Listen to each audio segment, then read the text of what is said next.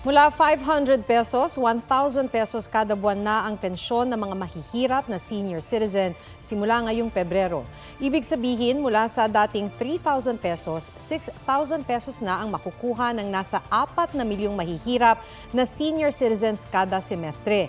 Sa pagsisimula ng implementasyon ng batas na nagpapataas ng social pension ng mahihirap na senior citizen, buena manong nabigyan ng dinobleng pensyon ang nasa 250 benepisyaryo sa ceremonial payout kanina. Naroon sa seremonya si First Lady Liza Araneta Marcos. Bago siya umalis, sinubukan ng GMA Integrated News na magtanong tungkol sa mga patutsada ni dating Pangulong Rodrigo Duterte laban sa kanya at kay Pangulong Bongbong Marcos.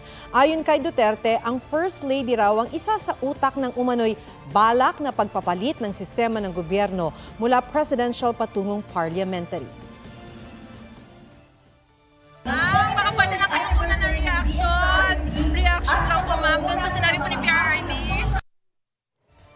Hiningan din siya ng anumang pahayag sa Chinese New Year celebration ng Chinese Embassy pero di niya pinaunlakan ang media.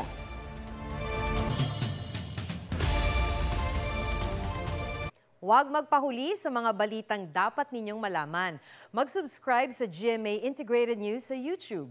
Sa mga kapuso abroad, subaybayan nyo kami sa GMA Pinoy TV at sa www.gmanews.tv.